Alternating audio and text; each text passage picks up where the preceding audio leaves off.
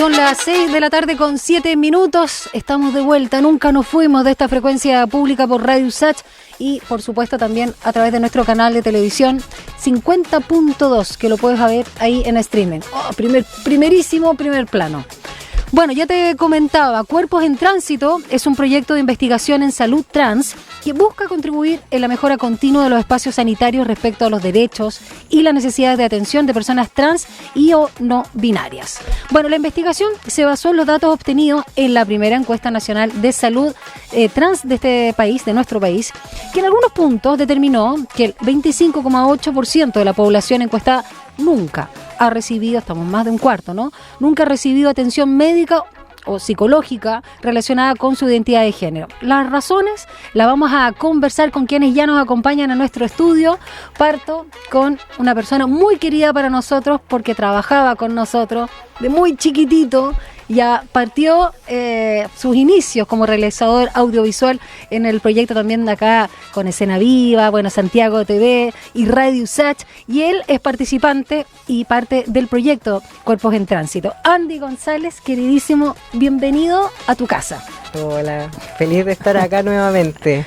¿Cuántos años han pasado?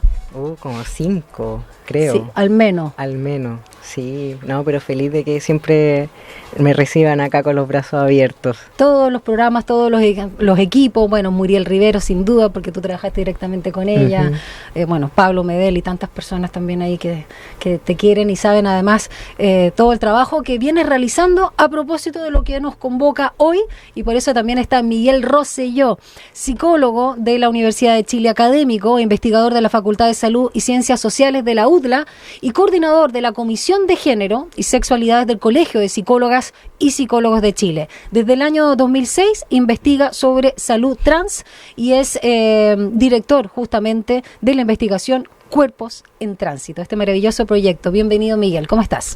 Muchas gracias, Dani. Bien. La verdad es que entusiasta acá, sobre todo de compartir con Andy en este espacio y poder contarle algo un poquito más sobre el proyecto y sobre todo de los primeros resultados, porque estamos ya viendo las primeras publicaciones del proyecto, entonces son lo que estábamos esperando precisamente para que pueda impactar no solamente en el diagnóstico. Un poquito más cerca el micrófono, Miguel. La base hacia ti. La base hacia mí. Ahí sí. Ahí, sube.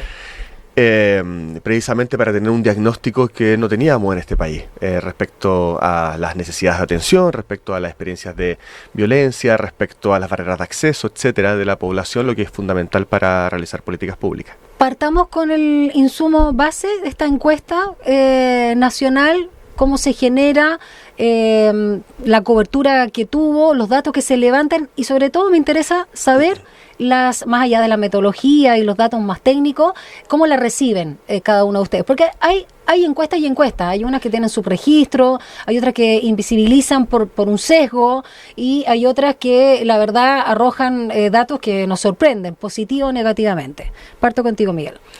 Sí, mira, el proyecto inicialmente no contemplaba la realización de una encuesta, era un proyecto en su mayoría cualitativo, sino en su totalidad.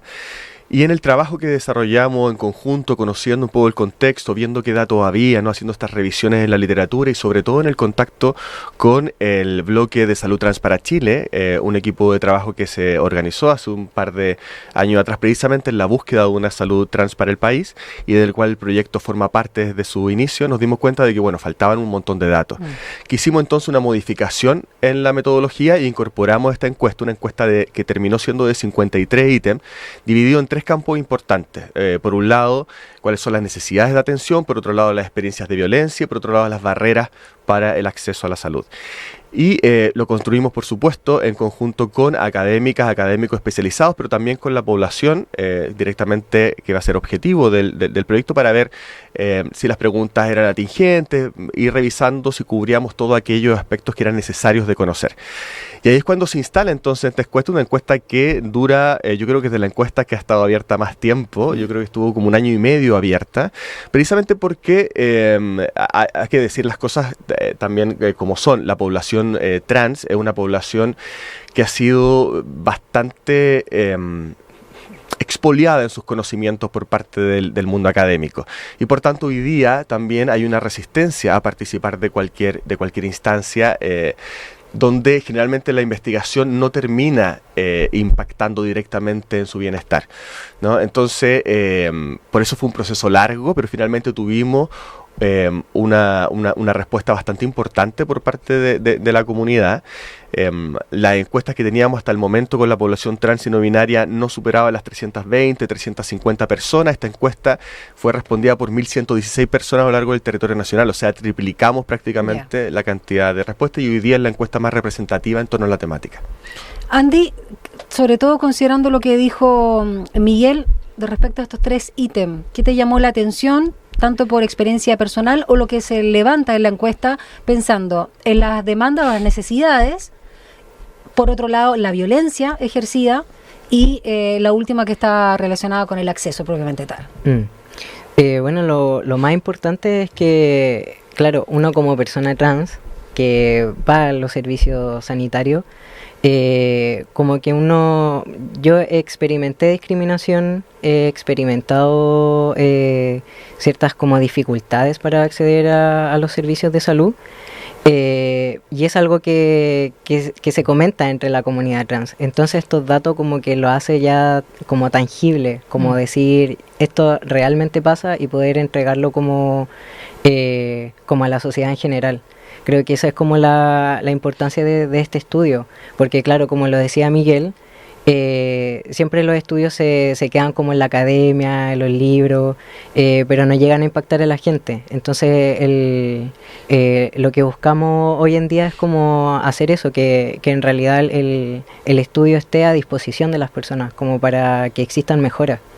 Cuando hablas de violencia, que casi toda violencia, por supuesto, porque se radica en el miedo, está basada en la ignorancia, respecto a lo que tú viviste o las personas con las que también no conversaban, más allá de la encuesta propiamente tal, ¿qué tipo de violencia se da?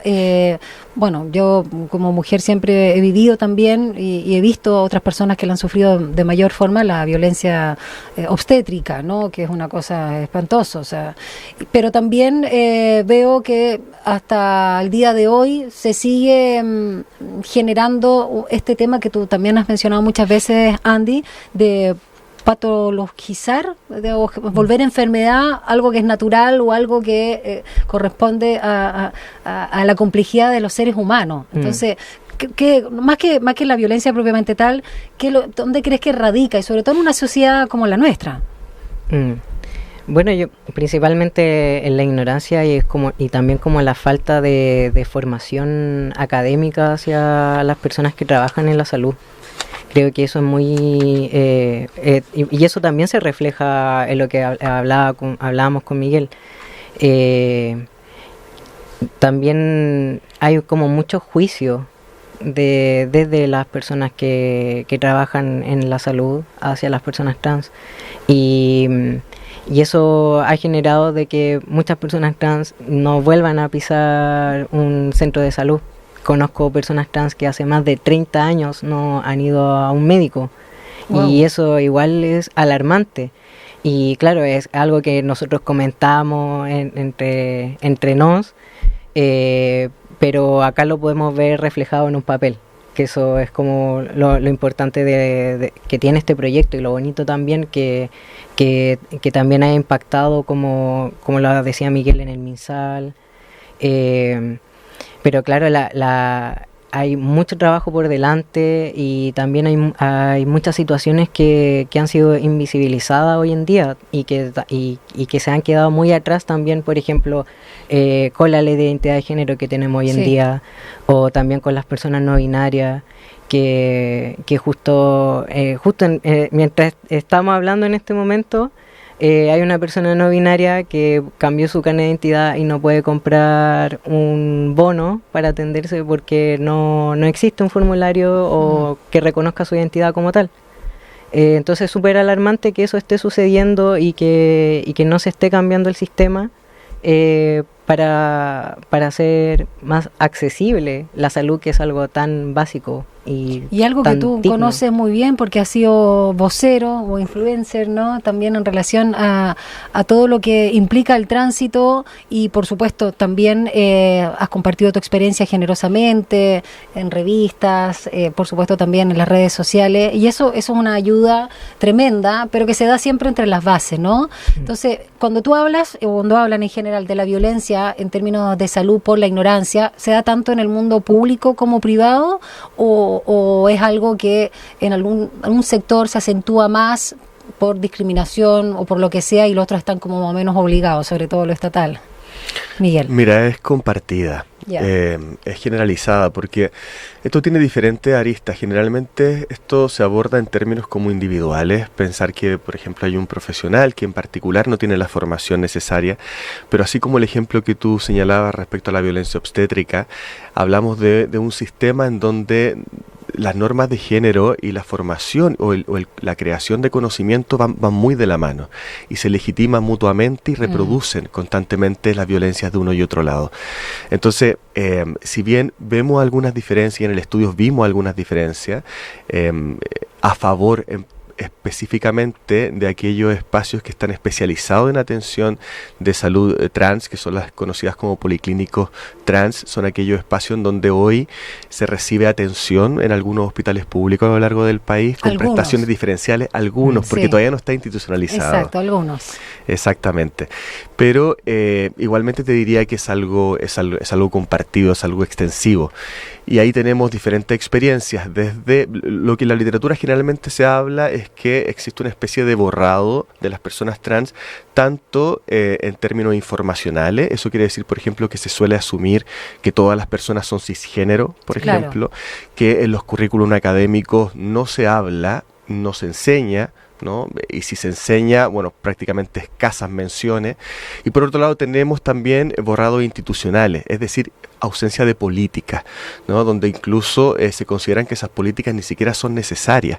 Y estamos hablando, por ejemplo, de lo que mencionaba recién Andy, que no están las identidades, por ejemplo, en los formularios de acceso, no hay prestaciones, por ejemplo, para patologías que son consideradas de uno u otro sexo, ¿no? Por ejemplo, estamos hablando de cáncer de próstata en mujeres trans, ¿no? O incluso estamos hablando del embarazo en hombres trans, ¿no? Hace muy poquito tiempo, de hecho, se incluyó a las personas gestantes trans dentro de las causales, ¿no? Para poder la ley de aborto en 3 causales, por ejemplo, antes solamente estaban las mujeres. Entonces, ese tipo de borrados de la experiencia trans son las que finalmente terminan impactando en experiencia de discriminación y, como decía Andy, expulsando del sistema sanitario. En la encuesta tenemos uno de los resultados que son más preocupantes, es que cerca del 7% de la población trans y no binaria no acude jamás a un centro sanitario por ninguna razón. Jamás. Eso quiere decir desde un resfrío hasta que tengo una apendicitis que está explotando, o sea, no, jamás, bajo ninguna circunstancia. Y también tenemos como uno de los resultados llamativos que cuando se reciben experiencias de discriminación en los espacios sanitarios, una de las respuestas más prevalentes, sobre todo para la población no binaria, es dejar de presentarse como persona trans en los sistemas de salud. Dejar de presentarse en los sistemas de salud como persona trans o no binaria impacta directamente y se correlaciona altamente con abandonar el tratamiento. O sea, no solamente es un problema de salud trans específica, sino que es un problema de salud pública. El 7% que tú indicabas, Miguel, tiene relación con cualquier asunto de la salud, ¿no? Tú señalabas, desde un resfrío hasta algo tan agudo como una úlcera o, qué sé yo, cálculos renales, un dolor así, invalidante.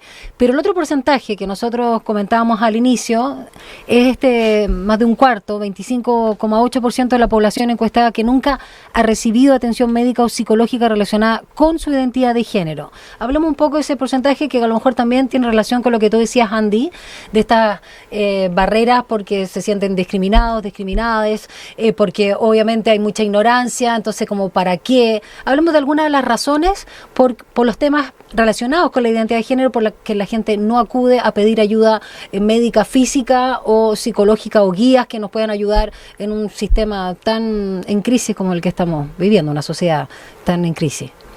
Yo creo que también una de las principales razones es el difícil acceso por el dinero, el alto costo que es. Bueno, y también por las largas listas de espera que hay, como por ejemplo los politrans, que se conoce comúnmente, son tan pocos que están saturados. Entonces, para poder entrar hay que esperar años para poder recibir literalmente años para recibir atención. Y bueno, yo de hecho estoy en un momento en que mi endocrino jubiló y no recibo atención desde antes de la pandemia con mi endocrino. ¿Del 2019 o inicio del 2020? Sí, y estoy así a la vida con hormonas, pero esa es como la solución que me da el hospital. ¿Y este endocrino o este experto en endocrinología es específicamente formado en población trans, o es una persona que a ti te daba también totalmente confianza, podrías recurrir a otro o no, porque tenía un poco de formación?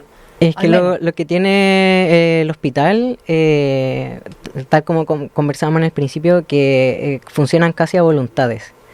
Entonces, cuando se forma un politrans, como que los doctores se forman de cierta manera. Porque tienen sensibilidad y empatía con el tema, no porque sea algo de salud pública o una política.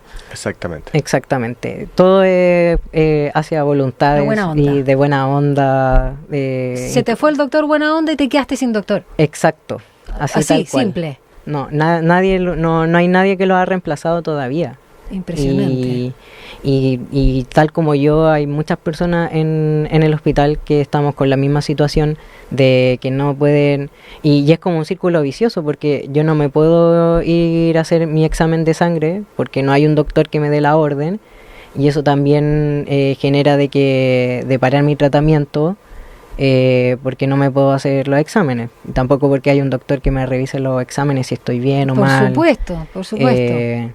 Entonces prácticamente, bueno, ahora he podido como acceder a hacerlo de manera particular, pero no es el ideal, porque yo también soy una persona que trabaja freelance. Claro, es un costo mucho mayor. Costo más, las hormonas son caras, y yo también me pongo en la situación de otras personas que la tienen mucho más difícil que yo. Yo tengo una red de apoyo que para mí es lo primordial en mi vida, que gracias a eso yo también me pude operar de manera particular, pero no todos corren la misma suerte que yo. Exactamente. Y también en la comunidad trans también hay mucha soledad, y creo que eso es lo difícil también, que también ha generado como que la salud sea de tan difícil acceso. Andy y bueno, Miguel, que nos acompañan ambos del proyecto Cuerpos en Tránsito, este proyecto de investigación en salud trans que busca contribuir, y ahí vamos a seguir hablando sobre el proyecto, en la mejora continua de los espacios sanitarios, sobre todo donde hay tantos vacíos respecto a los derechos y a las necesidades de las personas trans y no binarias. Estaba viendo el informe que generaron ustedes dentro de las prestaciones más demandadas por la población, en este caso, mira, por ejemplo, masculina. Y si vemos dentro de la histerectomía, que es sacar el útero, la mastectomía, que es sacar las pechugas, también hay otros tratamientos, no sé lo que es la salpingectomía, ¿alguien sabe?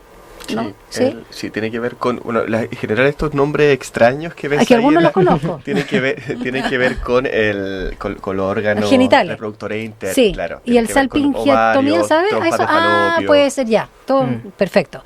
Y que son muy demandadas, estas que yo nombré por citar algunas. Pero la primerísima, y creo que en el recuadro anterior, bueno, están ahí presentes en realidad, pero la primerísima es justamente una prestación o una guía psicológica individual. Yo creo que eso es basal, bueno, en todos los seres humanos, en un mundo como el que vivimos, y sobre todo con los índices de salud mental que tenemos en nuestro país.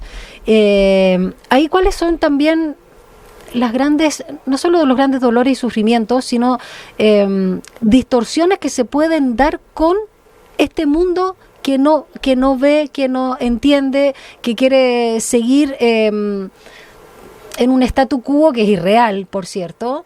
Tú contabas, Andy, y también lo has compartido muchas veces, que cuentas con esa red cercana, íntima, que quizás se ha hecho más expansiva gracias a tu labor también, como promotor, divulgador, activista. Pero no toda la gente cuenta con esa posibilidad. Entonces ahí yo creo que la atención literalmente psicológica en todo ser humano y en particular cuando estamos hablando de los cuerpos en tránsito es vital.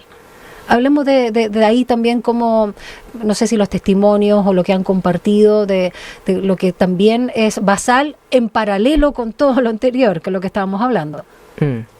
Sí, es vital porque también la población trans tiene mucha discriminación y violencia desde los espacios de trabajo, desde los espacios familiares. Entonces, claro, cuando estamos en una sociedad que está constantemente como violentándonos de distinta manera, acceder como a la salud mental es algo básico. Es algo básico, especialmente cuando uno no cuenta con esta red de apoyo. Y bueno, Miguel también tenía como los datos como ¿En relación a ese ítem? Relación a ese ítem. Lo que pasa es que llama bastante la atención porque las atenciones psicológicas son una de las atenciones más recibidas por la población en general cuando preguntamos por precisamente cuáles son las atenciones que más han recibido. Las atenciones de salud mental son de las primarias, pero eso tiene diferentes explicaciones. Una tiene que ver con los costos, por un lado, pero tiene que ver también con la frecuente sospecha de salud mental que recae sobre las personas que trans y no binarias. Claro. Por lo general se suele sospechar de su salud mental, ¿no? Y hay una que tiene que ver con la patologización, pero tiene que ver con una serie de normalizaciones también del comportamiento. Entonces, por ejemplo, yo recuerdo en una investigación desarrollada en España, como una persona, por ejemplo, que no quería hacer lo que en ese tiempo se hacía como confirmación diagnóstica. No nos olvidemos que esto es un diagnóstico que todavía está en los manuales psiquiátricos. Aparecía como, por ejemplo, no quería salir a la calle haciendo lo que se llamaba test de la vida real, que consistía en vivir durante un tiempo determinado con el género de identificación. ¿Para qué? Solamente para que el profesional... Claro, tuviese como una prueba fehaciente de que entonces efectivamente es una persona trans, ¿no? Demuéstremelo. Claro, pero ¿qué pasa con esto? Tú sales a la calle y te sometes a una serie de violencias, ¿no? Sobre todo si no has comenzado todavía con procesos de hormonación y tu apariencia corporal es fácilmente y lamentablemente señalable e insultable en la calle, ¿no? Entonces, hay personas que, por ejemplo, señalaban, yo no voy a salir hacia la calle, salir a la calle es suicidarse de esa forma. Y esa persona, en vez de haber ahí una comprensión lógica, ¿no? De que el miedo era totalmente coherente, ¿qué es lo que había? Un nuevo diagnóstico, fobia social. Entonces, claro, esto tiene que ver con esa doble arista, ¿no? Por un lado, hay una mayor atención que puede tener que ver con esto. También no nos olvidemos de que hace un tiempo atrás, antes de la ley de identidad de género, a las personas que querían hacer el cambio registral se les exigía un diagnóstico psiquiátrico. Entonces también por eso muchas han acudido y han recibido esa atención. Ahora, lo que llama la atención en el estudio que está desarrollado, digamos ahora, en un tiempo donde esas cosas han cambiado, es que si bien la salud mental aparece como una demanda mayoritaria en toda la población, es decir, población transfemenina, masculina, con identidad de género binaria, no binaria y personas de género fluido, es en particular en la población de género no binario donde aparece como una demanda alta, que supera incluso otras demandas. Por ejemplo, en las mujeres, en la población transfemenina, la demanda más importante de lo que no se ha recibido es tratamientos fonoaudiológicos, por ejemplo. Cambiar la voz. Sí, tratamientos para sentirse más cómodas, digamos, con la voz en términos de la expresión de género. En la población masculina es la mastectomía, pero en la población, por ejemplo, de género fluido es la atención psicológica individual, ¿no? Lo que nos habla, además, si relacionamos eso con la alta discriminación que recibe principalmente la población de género no binario en relación a la población de género binario, estamos hablando entonces de una necesidad importante de formar a profesionales en variaciones de género más allá del binomio hombre-mujer, ¿no? Que es una ausencia importante y en general es una de las contribuciones más importantes, diría, del estudio, porque no tenemos información, de hecho diría que es información pionera en el país, no tenemos información sobre esa población, no tenemos información sobre cuáles son las necesidades de atención y esto destaca que tenga que haber formación especializada precisamente en estas nuevas variaciones, ¿no? Miguel, Andy, lamentablemente se nos está yendo el tiempo volando, son las 6:31. Cosas específicas. A ver, lo que se viene ahora, cuando ya cuentan con estos antecedentes recogidos a través de esta primera encuesta nacional de salud trans del país, luego también coordenadas, no sé si también interactúan directamente con las personas, dando guía, por supuesto también insumos, estos mismos datos donde se comparten, así que aprovechemos de dar todas las coordenadas, menos que tú, Andy, quieras compartir algo antes. Bueno, nosotros tenemos un Instagram que se llama Cuerpos en Tránsito, tenemos una página web donde también... ¿Es cuerpos o cuerpo? Cuerpos en Tránsito. Ya, en plural. Claro, y también tenemos una página web que es cuerposentránsito.cl y ahí también hay una bitácora donde las personas trans pueden compartir sus experiencias y geolocalizarlas en un mapa. Ya. Se supone, o sea, no se supone, es para compartir las experiencias a través de este mapa de Chile. Y uno puede ir leyendo, hay información en escrita, en fotografía sobre el tránsito de otras personas. Y el hecho, perdón, de los puntos, ¿no? Georreferenciados de alguna manera, claro, es también para luego poder levantar y exigir, ¿no?, algunas demandas ciudadanas en relación a los lugares donde hace falta, ¿no? Qué buen Justamente punto la el que atención. toca, porque por un lado tenemos el estudio, el proyecto en general tiene muchas patas, y una de esas tiene que ver con dejar estas herramientas para la comunidad. Como en muchos sectores no hay información, si yo, por ejemplo, vivo en un pueblito, seguramente no tenga noción y no conozca a nadie, y no tenga cómo saber a dónde recurrir, buena experiencia, entonces la misma comunidad puede irse dando esa información. Es más bien una herramienta que va a quedar viva, que de alguna manera es algo que queda, ¿no?, del proyecto. Y tenemos más cosas. Un legado de alguna manera que hay que darle uso ahí. Bueno, y tenemos los resultados que ahora se están publicando. Hay varios artículos que están ahora en proceso de evaluación en las revistas, así que vamos a ir teniendo nuevos datos que compartir, no solo de la encuesta, sino también del estudio cualitativo, que es bastante grande. Los invito un día que vengan a las 5 de la supuesto. tarde, porque ahí estoy más sobra de cariño de tiempo. ¿Les parece? Felices. Y seguimos ahondando sobre todos estos temas. Y ahí te contamos sobre el documental que estamos haciendo con Andy, además. Pero tírense una primicia, una línea que sea. Andy. Sí, estamos realizando un documental con mi material archivo de mi transición. Harto. Tengo harto. Sí. Y también con el material archivo del proyecto, de cómo hemos ido a encuentros territoriales en Concepción y en Valparaíso. Ah, mira, por el proyecto mismo. Por el proyecto mismo. ¿Cuándo nace Cuerpos en Tránsito? El año 2019. Ah, lleva un tiempo ya.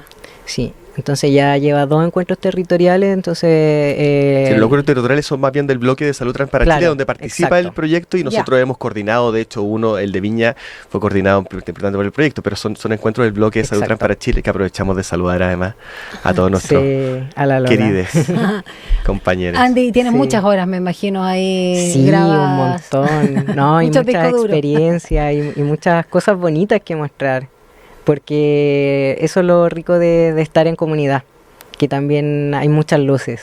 Lindas historias de vidas que compartir y que pueden inspirar, como la que también ha hecho el camino de tránsito, y por supuesto también compartiendo todo de una forma muy generosa y valiente, Andy González, que es parte por supuesto de Cuerpos en Tránsito, participante y también ahí desde el equipo, ¿no?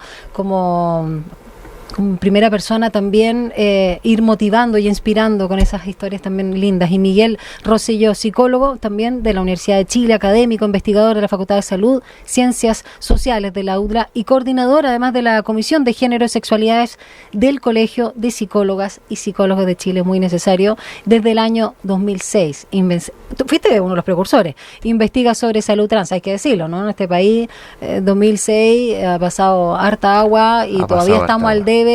Pero yo no recuerdo del 2006, yo que trabajo en medio de comunicación, donde también se invisibiliza, hay que decirlo, que se hablara de lo trans en el 2006. No, para nada. No, Así que se agradece el trabajo que vienen realizando. Y director, por supuesto, de la investigación Cuerpos en Tránsito, que tiene su página web y en Instagram, así de fácil, @. Cuerpos en Tránsito. Fácil. Andy, Miguel, muchas gracias por habernos acompañado. Muchas gracias a ti por la instancia y nos vemos pronto Sí. entonces.